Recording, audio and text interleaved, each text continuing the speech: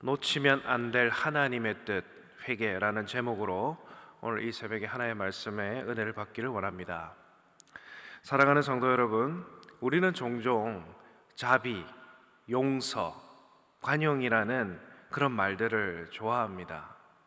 언뜻 보기에는 이 31절에서 34절 말씀이 아주 이렇게 평화롭게 아람과 북이스라엘의 전쟁이 끝나는 것처럼, 마무리되는 것처럼 느껴집니다.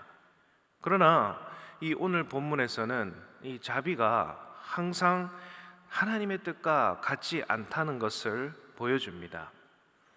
하나님께서는 이 진멸하라 하신 이 아람 왕 악한 이 베나닷을 살려준 이 악한 아합 왕의 그 결정이 결국 자기 자신에게는 하나님의 심판으로, 그리고 백성에게는 큰 짐으로 돌아왔다는 것을 알 수 있습니다. 오늘 이 새벽에 하나님의 뜻을 분별하지 못하고 내 판단대로 살아가고 있지는 않은지 깊이 돌아보는 시간이 되기를 원합니다. 첫 번째로, 인간적인 나의 판단보다 하나님의 뜻대로 살아가야 한다는 것입니다. 오늘 31절 말씀을 보시면은 그의 신하들이 그에게 말하되 우리가 들은즉 이스라엘 집의 왕들은 인자한 왕이라 하니 만일 우리가 굵은 배로 허리를 동이고 테두리를 머리에 쓰고 이스라엘의 왕에게로 나아가면 그가 혹시 왕의 생명을 살리리이다 하고 라고 말씀하고 있습니다. 우리 앞에 본문을 살펴보면 이제 아람 왕 베나닷이 이스라엘에게 져서 그가 골방으로 숨고 신하들이 함께 의논하면서 이제 이 이스라엘 왕이 인자하니까 가서 항복한다고 말을 하면은 우리를 살려주지 않겠습니까? 라고 오늘 말씀하고 있는 내용이죠. 그래서 계속해서 32절 말씀을 보면은 그들이 굵은 배로 허리를 동이고 테두리를 머리에 쓰고 이스라엘 왕에게 이르러 이르되 왕의 종 베나닷이 청하기를 내 생명을 살려주옵소서 하더이다. 아합이 이르되 그가 아직도 살아있느냐? 그는 내 형제니라 라고 말씀하고 있습니다. 이 굵은 배로 허리를 동이고 그리고 테두리를 머리에 쓴다라는 표현은 이제 항복하기 위한, 비참하게 보이기 위한 그런 의미인 것입니다. 베나닷은 큰 패배 후에 이제 자신이 죽임을 당할까 봐 두려워하고 이제 신하들을 먼저 보내어서 이 아합 왕에게 항복을 청합니다. 항복하는 자신들을 다 처형시킬 줄 알았던 그 아합 왕은 항복하는 그들에게 아량을 베풀어 주고 있는 것이죠. 그리고 이 베나닷의 현재 그 근황들을 물어보면서 오늘 32절 말씀 말미에 뭐라고 얘기합니까? 그는 내 형제라. 그렇게 이야기하면서 더 큰 아량을 베풀고 있습니다. 언뜻 보면은 굉장히 아름답고 그리고 화해의 그런 무드가 형성되는 것 같습니다. 그런데 여기에 중요한 사실이 있습니다. 이 결정에는 하나님의 뜻이 담겨 있지 않습니다. 베나닷은 여러 차례 하나님의 백성들을 학대하고 그리고 예루살렘을 위협해온 그런 자였으며, 그리고 하나님은 그에 대한 심판을 계획하셨습니다. 아합은 이러한 하나님의 의도를 알면서도 정치적으로 그리고 외교적으로 이 베나닷과 친하면 자신들에게 더 큰 유익이 있을 줄 알고 이 베나닷을 살려두는 것입니다. 사랑하는 성도 여러분, 오늘 저와 여러분의 모습은 어떻습니까? 여러 가지 일을 해 나갈 때 하나님의 말씀과 음성을 듣고 움직이십니까? 아니면 내 판단과 그리고 내 감정이 우선순위로 그리고 우선시하면서 하나님을 무시하십니까? 우리가 그리스도인이라는 것에 오늘 이 해답이 있습니다. 내 안에 예수 그리스도 십자가의 그 무게를 우리가 견뎌 나갈 때 우리는 오늘 하나님의 뜻을, 그리고 하나님의 뜻대로 살아갈 수 있다는 것입니다. 내가 원하는 대로 살아갈 것인가? 혹은 하나님이 원하시는 대로 하나님의 뜻대로 살 것인가? 우리는 항상 이 신앙의 분기점에 서 있지만은 우리는 머뭇머뭇거리는 그런 신앙이 아닌 하나님의 말씀으로 살아가는 그리스도인이 되어야 하겠습니다. 이것이 하나님이 기뻐하시고 원하시는 삶이 될 줄 믿으시기 바랍니다. 그리고 두 번째로, 무시된 하나님의 말씀은요, 오늘 결국 우리에게 책임으로 돌아온다는 것입니다. 베나다과 아하방의 자기들만의 그런 평화 협정이 이루어지는 가운데에 하나님의 명령을 전하기 위해서 한 선지자가 상징적인 연극을 합니다. 35절 말씀을 보시면, 선지자의 무리 중 한 사람이 여호와의 말씀을 그의 친구에게 이르되 너는 나를 치라 하였더니 그 사람이 치기를 싫어하는지라. 36절에 그가 그 사람에게 이르되 내가 여호와의 말씀을 듣지 아니하였으니 내가 나를 떠나갈 때에 사자가 너를 죽이리라. 그 사람이 그의 곁을 떠나가더니 사자가 그를 만나 죽였더라라고 말씀합니다. 오늘 이 하나님의 선지자는 아하방에게 보여주기 위해서 오늘 나를 한번 쳐봐라 이렇게 이야기하니까 지나가는 그 사람이 치기를 싫어하니 오늘 사자가 너를 죽이겠다 하니까 오늘 말씀대로 되는 것을 우리는 볼 수 있습니다. 계속해서 38절 말씀을 보시면은 선지자가 가서 수건으로 자기의 눈을 가리어 변장하고 길가에서 왕을 기다리다가, 이 아하방을 기다리다가, 그리고 39절 말씀에 왕이 지나갈 때에 그가 소리질러 왕을 불러 이르되 종이 전장 가운데에 나아갔더니 한 사람이 돌이켜 어떤 사람을 끌고 내게로 와서 말하기를 이 사람을 지키라.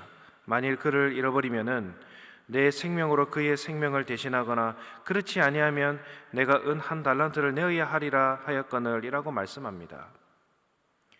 자신을 상하게 하고 그리고 전쟁 중에 이 포로를 지키라고 했는데 잃어버린 자처럼 가장해서 왕 앞에 나아가는 것입니다. 그래서 왕은, 이 아하방은 그 이야기 속 사람을 통해서 그렇다면 그 사람이 스스로 판결을 내린 것이다 라고 단호하게 말하지만 오늘 그 판단이 곧 자기에게 돌아오는 것을 자기가 스스로 예언하고 만 것이죠. 하나님은 인간의 입술을 통해서도 뜻을 밝히시고 그리고 외면한 말씀에 대해서 분명한 책임을 묻습니다. 내가 진멸하라고 했는데 악한 아하방은 너는 오늘 내 말을 듣지 않는구나라고 오늘 선지자를 통해서 하나님은 말씀하고 계신 것이죠. 우리는 이 하나님의 말씀을 들을 때 단순한 이야기로 흘려버릴 때가 얼마나 많습니까? 그래서 우리는 하나님의 그 말씀을 들을 때에, 또한 기도할 때에 영성이 무뎌지지 아니하고 둔감해지지 않도록 기도하고 기도해야 합니다.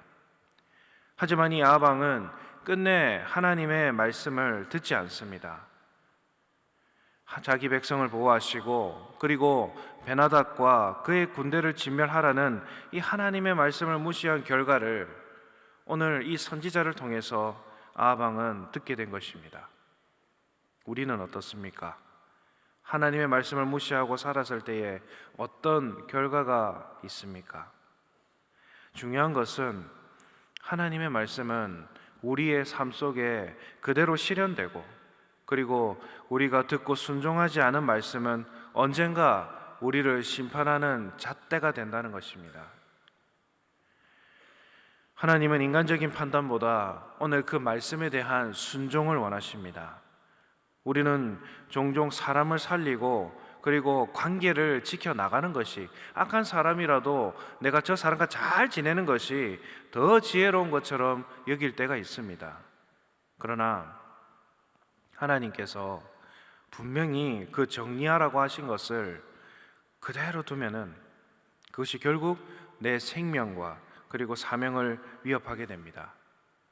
하나님이 우리에게 말씀을 주실 때 무시하지 말고 다시 한번 곱씹고 다시 한번 생각해 보시면서 다시금 나에게 한 번 더 적용해서 하나님을 무시하는 무시무시한 결과로 가지 않도록 애쓰시는 오늘 하루가 되시기를 바랍니다.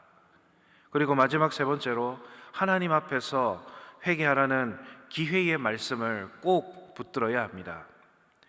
41절 말씀을 보시면은 그가 급히 자기의 눈을 가린 수건을 벗으니 이스라엘 왕이 그는 선지자 중에 한 사람인 줄을 알아본지라라고 말씀합니다.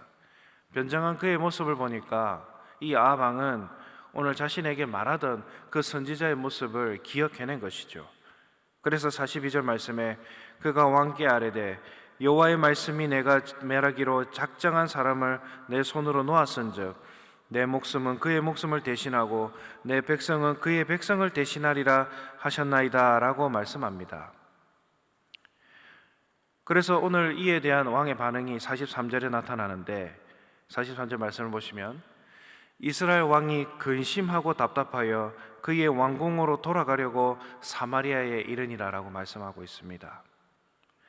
변장한 이 병사의 정체가 선지자임을 알게 된 이 아합 왕이 오늘 그가 하는 행동이 어떻습니까? 근심하며 그의 왕궁으로 돌아갔다. 근데 여기서 말하는 근심은요, 오늘 하나님께 대한 회개의 모습이 아닙니다. 여기서 하나님의 마음에 합한 자의 다윗 왕과 그리고 북이스라엘의 가장 악한 왕인 이 아합 왕의 큰 차이를 우리는 볼 수 있습니다. 그는 선지자를 통한 하나님의 말씀을 듣고도 회개가 아닌 후회하며 돌아간 것입니다. 아합 왕은 선지자를 통한 그 하나님의 말씀을 듣고 다윗 왕처럼 즉각 회개해야 했지만은 그러지 아니하고 자기 뜻대로 행한 결과만을 묵상하고 후회하고 그리고 근심합니다. 하나님께서 주신 이 기회는 명확했습니다. 분명히 순종할 수 있는 그런 시간도 주셨습니다. 그러나 아합 왕은 하나님의 뜻을 저버린 책임을 지게 되고 순종과 회개의 골든타임을 놓치게 된 것입니다. 우리도 그렇습니다. 하나님은 오늘 말씀을 통해서 저와 우리 성도님들의 그런 모습들을 감찰하시고 또한 지속적으로 기회를 주십니다. 문제는 그 기회를 믿음으로 붙잡느냐, 혹은 인간적인 타협으로 흘려보내느냐, 후회하며 돌아가느냐, 오늘 거기에 대한 결과가 달라진다는 것을 알 수 있습니다. 다윗은 하나님의 말씀이 떨어질 때에 회개하고 다시금 하나님께 돌이켰지만 오늘 이 아합 왕은 하나님의 말씀을 듣고도 그는 후회하고 돌아가는 것을 볼 수 있습니다. 오늘 이 새벽에 하나님은 분명히 우리 성도님들에게 말씀을 주십니다. 후회하며 돌아가시겠습니까? 아니면 오늘 이 다윗 왕처럼 다시 한번 하나님께 돌이키는 그런 믿음의 사람이 되시겠습니까? 말씀을 마무리하겠습니다. 우리는 하나님의 뜻대로 살아가야 하는 예수 그리스도의 십자가를 마음에 품은 그리스도인입니다. 양과 같은 그런 하나님의 자녀이기 때문에 그렇습니다. 그리고 하나님의 뜻대로 산다면 우리는 하나님이 책임지는 그의 백성이 될 줄로 믿으시기 바랍니다. 하나님의 말씀에 민감하게 반응하십시오. 회개의 말씀이 나에게 떨어질 때 예수 그리스도 십자가의 그 은혜를 붙잡고 오늘 이 어리석은 아합 왕의 행동처럼 하지 마시고 하나님 앞에 회개하며 엎드리며 실천하는 주의 백성들 다 되시기를 진심으로 바랍니다. 기도하시겠습니다. 좋으신 우리 아버지 하나님, 참으로 감사함을 드립니다. 오늘도 이 새벽에 주의 전에 저희들을 불러주시고 예배하게 하시니 감사와 찬양을 올려드립니다. 아버지 하나님, 오늘도 말씀에 순종하며 겸손과 회개의 삶으로 주 앞에 나아가는 우리 모든 성도님들이 되게 하여 주시옵소서. 죄의 길로 빠지지 아니하고 오직 회개하며 신실하신 하나님만 붙드는 이 날이 되게 하여 주시옵소서. 하나님의 말씀이 우리 안에 떨어질 때에 오직 그 말씀대로 살아가는 우리 모든 성도님들 되게 하여 주시옵소서. 사랑하는 우리 김문은 담임 목사님, 늘 영육간의 강건함으로 붙들어 주시옵고 가시는 곳곳마다 말씀과 사역에 기름 부어 주시고 땅끝까지 전파되어 오늘 복음이 흘러나갈 때에 회개하는 많은 영혼들이 주께로 돌아오는 역사를 보게 하여 주시옵소서. 또한 포동교회가 복음의 방주 역할을 잘 감당하게 하여 주시고 특별히 이를 위해 수고하는 모든 손길들 가운데 주님의 지혜와 명철과 긍휼을 더하여 주시옵소서. 양산 미션센터 우간다 포동교회가 순적하게 건축되는 은혜를 누리게 하여 주시고 이를 통하여서 오직 하나님께 영광 올려드리는 그러한 시간이 되게 하여 주시옵소서. 이 시간 저희들에게 베풀어 주신 은혜와 축복에 감사해서 빈손으로 나오지 아니하고 소중한 물질을 드리게 하시니 감사합니다. 우리의 예물을 기뻐 받아주시고 연락하여 주시옵소서. 특별히 그 손길 하나하나마다 아버지여 긍휼히 여겨 주시옵소서. 예물을 드릴 때 우리의 몸과 마음도 함께 바치오니 크신 축복을 내려 주시옵고 온전히 주님의 그 복음의 역사가 일어나게 하여 주시옵소서. 오늘도 주님 앞에 간절히 매달릴 때에 아버지여 부지 중에 하나님의 응답이 떨어지는 역사를 맛보게 하여 주시옵소서. 이 나라를 붙들어 주시옵소서. 오직 하나님의 법이 말씀이 바로 서는 나라가 되게 하여 주시옵소서. 살아계신 예수님 이름으로 기도하옵나이다. 아멘.